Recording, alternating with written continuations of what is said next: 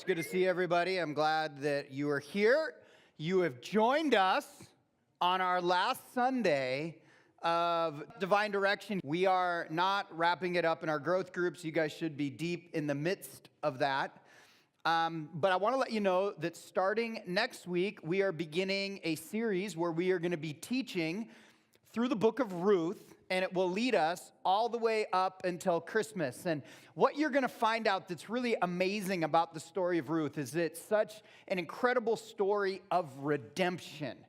And tied to the story of Ruth, you're going to see the connection to the lineage of Jesus. And it's just a really cool story, and I think you're really going to enjoy this new series that will begin next month. But beyond anything, today, along with what you're going through in your growth groups, my hope is that you are going to be inspired to take a step into your destiny.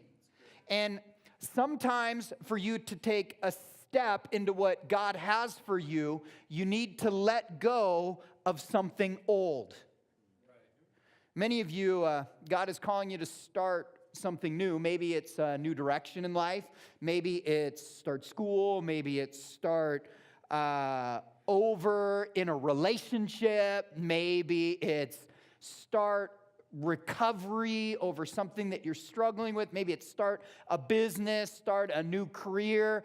But many of you, God is calling you to start something new. But to do that, you have to let go of something old. But here is the biggest challenge that we all face, is that oftentimes it is the start that stops us. You see, here's an example. Many times you'll look on Facebook and you see before and after pictures. You know, you'll see, and usually people don't post the before and after pictures until the after is their reality. So they'll post a picture of their body before, and then they'll show you a picture 2 years later when, you know, they've lost 80 pounds and they're skinny now after.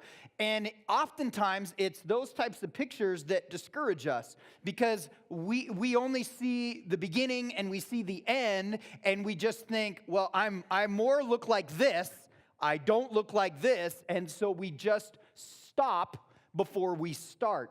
I remember growing up, I used to hardcore read comic books. I've told you before I'm a comic book geek. But any of you that read comic books in the past, you will know that there used to be kind of ads in comic books at the end.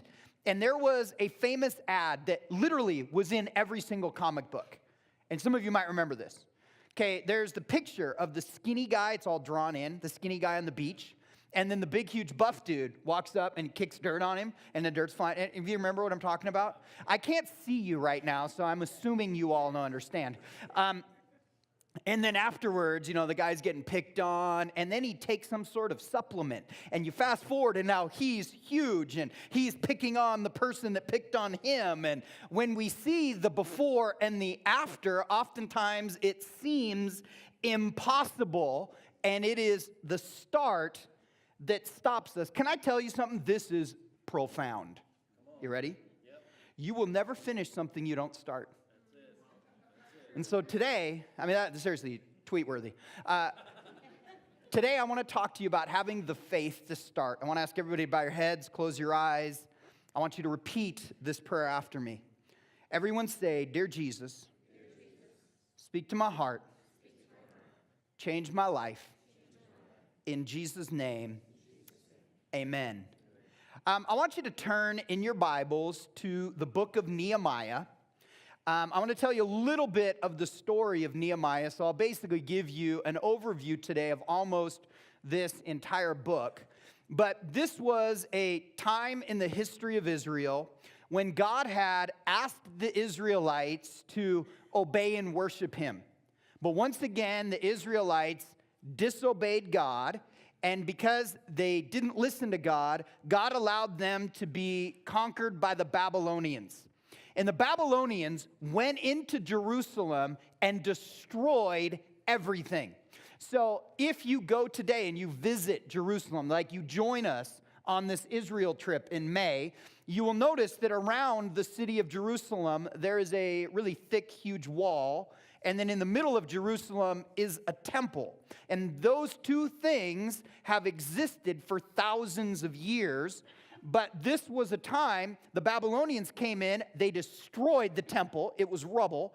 They destroyed the wall around Jerusalem, and they set the entire city of Jerusalem on fire, and they took all the people that lived in Jerusalem back to Susa, their city, country, and they made them slaves.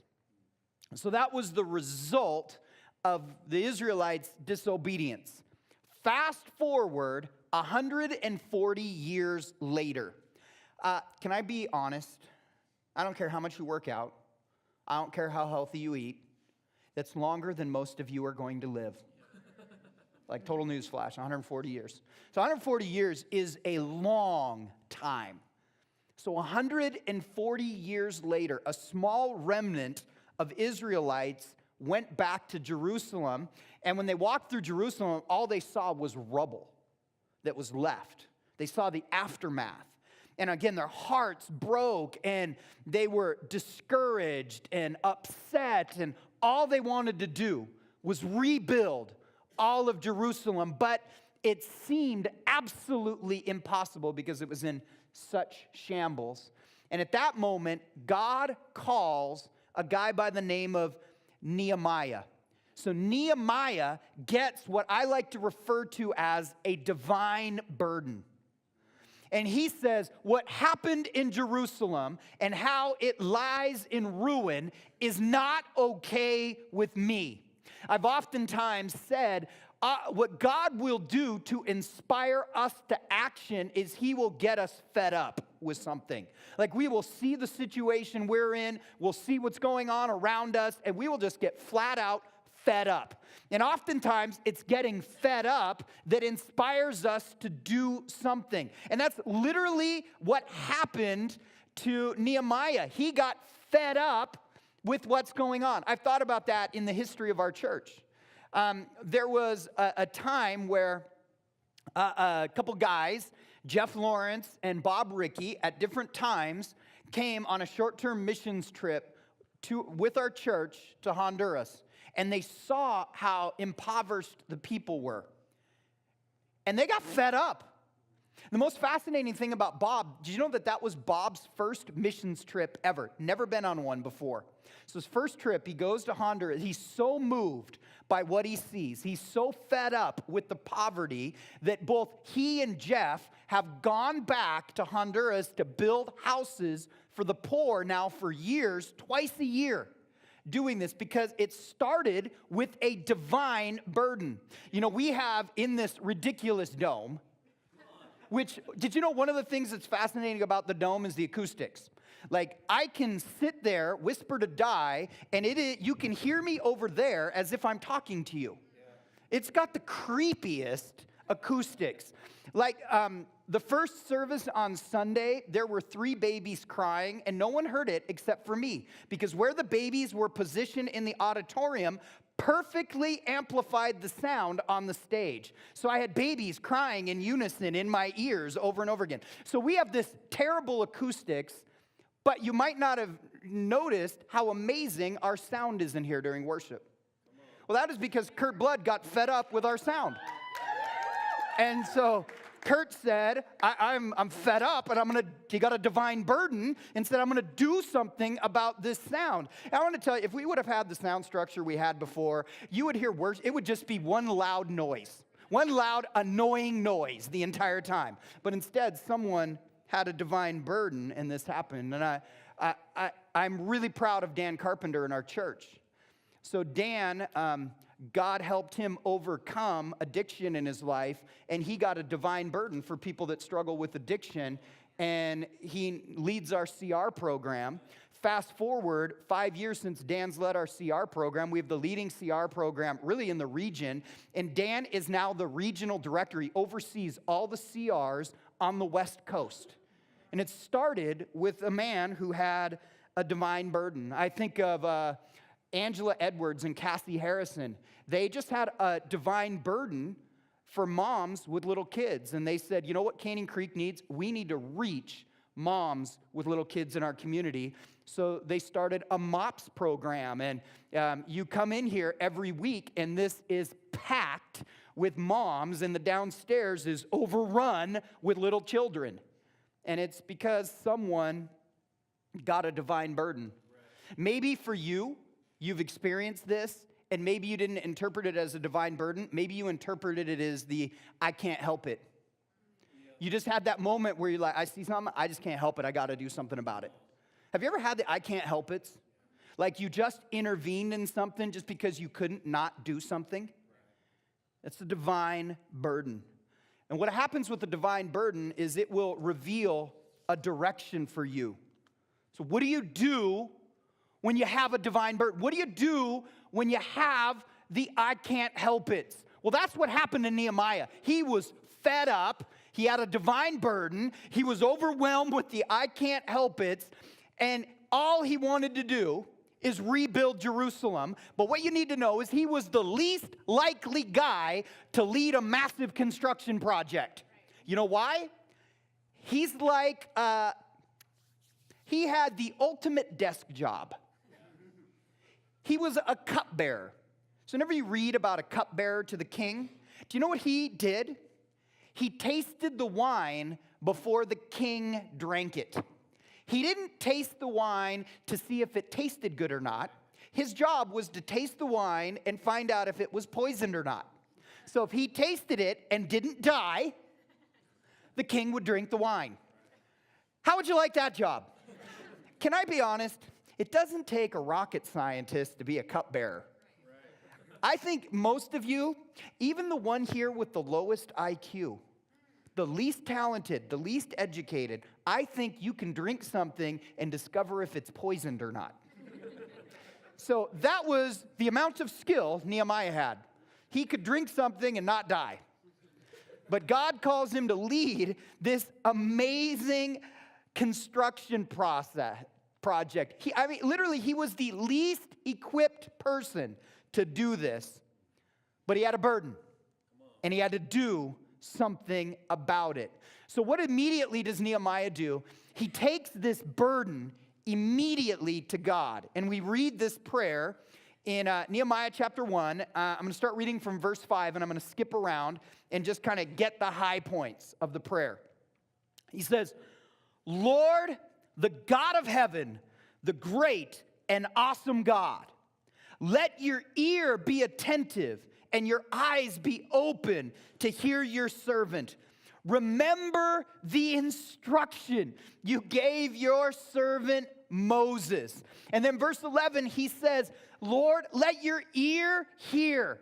Be attentive to the prayer of this your servant and to the prayer of your servants who delight in delivering your name.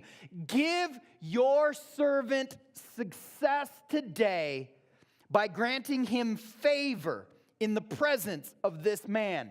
So he prays and he says, Lord, I'm going to go to my boss, who I take a sip of wine and see if I die for, and I'm going to ask him to give me permission to do this. So he prays this prayer, and he immediately takes it to the king, and he asks the king for permission to leave Susa and travel 850 miles to Jerusalem to lead a construction project. He says, will you allow me, your cupbearer, to lead this great task? And for whatever reason, we find out later that the king is moved, and he says, yes, you can go. So my question for you is, how do you start something big? If God gives you a divine burden, if he calls you to something, if you get the I can't help it, how do you do something big? How do you start leading a growth group? How do you start a ministry? How do you go back to college? How do you get out of debt? How do you change careers? How do you do something big? Whatever God calls you to that is significant, how do you do that? Too many of us, it is the start that stops us. And you never finish anything you don't start. So how do you do it? How do you start something big? How do you do something big? Number one, you start small. Great verse. One of my favorite verses is Zechariah 4:10. It says, "Do not despise these small beginnings, for the Lord rejoices to see the work begin." I just want to read it again. Don't despise small beginnings. What does it say? It says the Lord rejoices to see the work begin. Do you really understand that? That it's not so much that you have to have the faith to finish. What you need is the faith to start. And when the work begins, God celebrates it. Let me illustrate it for you this way. For any of you that are parents, you understand this. Do you remember when you taught your kids to walk? Do you remember that? Do you remember like their first step? I heard a pastor one time that referred to it when kids first start walking, they look like a drunk Frankenstein. And what do you do as a parent? You know, and that kid starts doing that drunk Frankenstein. I mean, and all of a sudden, what happens? They always fall over. Like, they don't make it, they collapse. You don't think, you loser. Come on, get up. You can finish. Come on. I mean, we're like, that was amazing. Yes, do that again. We're taking pictures. We're immediately getting on the phone, calling everybody. She took a step. It was amazing. I mean, she looked like Frankenstein on crack, but she took a step. And you know, we are like rejoicing because one step happened. And they're like, we're picking him up and we're saying, do it again. And then when he takes 2 drunk Frankenstein steps, we're like, yes! I mean, we're running around telling the neighbors, inviting people over for dinner. You know, we will never forget. People are writing in notebooks and scrapbooks the day they took that first step. But what did you do? You rejoiced in the beginning. And that is the way that God is. I mean, he rejoices in seeing something start. What do you do if you want to do something big? You start small. So I want to skip to the end with the story of Nehemiah. Nehemiah builds the wall around Jerusalem. He rebuilds it. But if you take one step back, the people were working their tails off. If you take another step back, there was a point where they had a tool in one hand and a sword in the other hand. So they're working here and they're fighting off the enemy here. If you take another step back, they're working like crazy again. You take another step back and someone had to have faith to grab the first stone and lay the first stone. You take another step back. Nehemiah is scoping out at night, because he couldn't do it during the day, all of the damage around Jerusalem. You take another step back. He had to travel 850 miles from Susa to Jerusalem on a donkey. You take another step back. He actually had to have the faith to pack his bags. He had to pack his underwear and his toothbrush. How do you do something big? You start small. You need to pack your bags. You need to pack your underwear, your toothbrush, and if you're me, your Ambien. So you can sleep at night. But how do you do something big? You start small.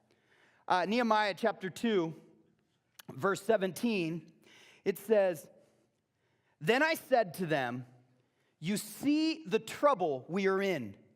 Jerusalem lies in ruins, and its gates have been burned with fire. Come, let us rebuild the wall of Jerusalem, and we will no longer be a disgrace."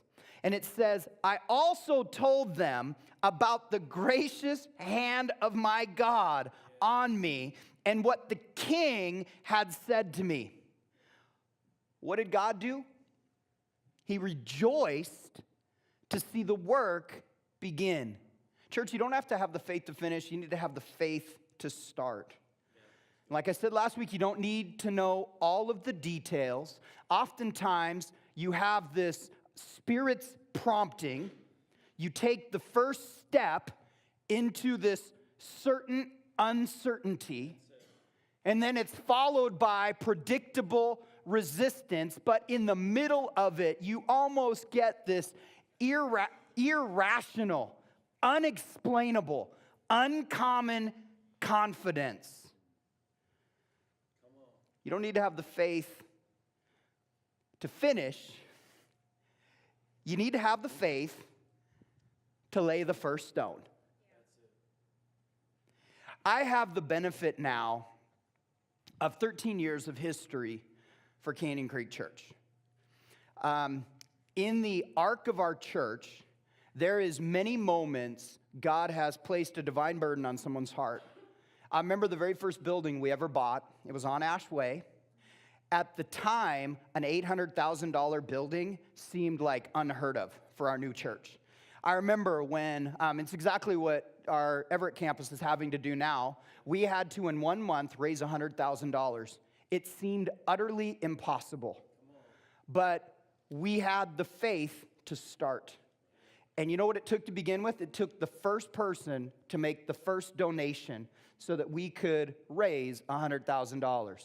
So then the next go around, when we had to buy our next building and we had to raise $300,000, I'd already had the experience of raising $100,000, but I still had to have the faith to lay that first brick again. And I have the benefit of doing this over and over and over again, but I want to tell you, every time you have to start small. Now, I wasn't thinking small. I was thinking big. Like, my dream for the church wasn't that tiny building on Ash Way. My dream for this church isn't a cheesy dome building on 35th. But you got to lay the first brick. You have to start small. You think big, but you start small. Don't let the start stop you. You never finish something you don't start. So number one, start small. Number two, then you got to take the next step. Start small, take the next step.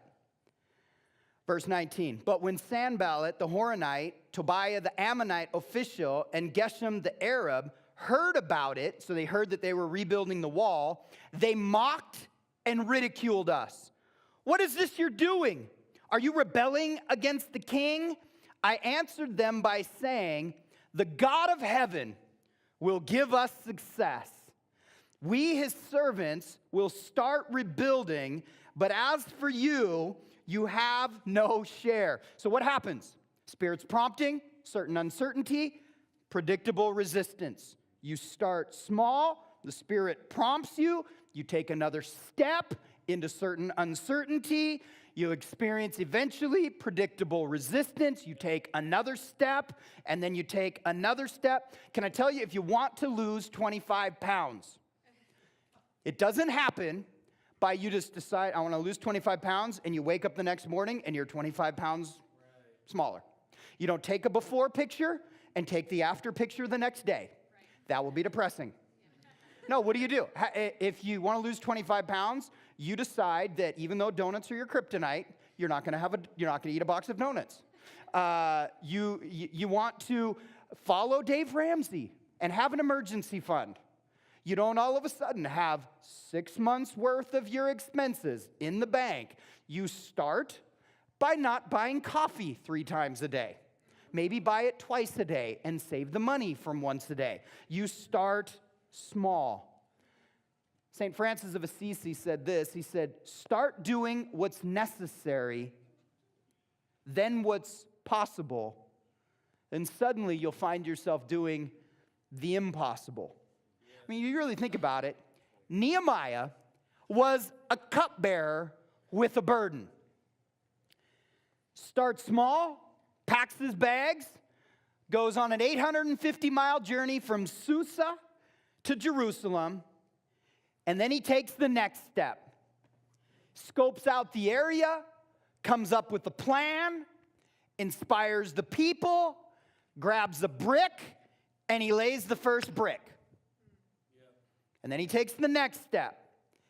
And what we know is that in 52 days, they rebuilt the wall. Did you know that to this day, if you visit Old Town in Jerusalem and you do a tour, they will take you to that wall that Nehemiah built. To this day, it is seen as one of the most amazing construction projects ever. That it has stood for thousands of years. And what happened after this? After they finished the wall, then they took on more projects. They rebuilt the temple. Then they started rebuilding the culture of the city. Then they started rebuilding the economy. Then they started rebuilding the passion and obedience for God in the people. Once you set out to do something, you start small, you take the next step and the next step. Eventually you find yourself doing something that otherwise you would have thought was impossible. So oftentimes, church, you don't need the faith to finish. You need the faith to start. For most people, they give up before they even start. That small first step. I have to remind myself over and over again as we go through this building project with this building. I have to remind myself when I have issues with financing and I have issues with architects. And, Paul and I want to bash our heads against the wall over and over again, that we don't need the faith to see a building completely built. We just need the faith to lay the first stone. Yes. And then we need to have the faith to lay the next one. Yeah. And then we need the faith to lay the next one. And I think most of us, what we could say is, I have faith to lay a stone. I have enough strength to lay a stone. For some of you, you need to go back to school. You need to take the first step, which is actually fill out an application. Some of you want to get out of debt, which means what you need to do is you actually need to discover how much debt you have. Some of you want to lose some pounds. So you got to make a decision to download the app MyFitnessPal and start realizing how much you're actually eating. You need to take the first step. My prayer for you, my prayer for me, everyone in our church, is that God is going to give you a divine burden, and that divine burden is going to lead you in a direction. And that direction is going to allow you to step into your destiny, whatever it is. But how do you do something big? You have to start small. I want to ask everybody to bow your heads and close your eyes.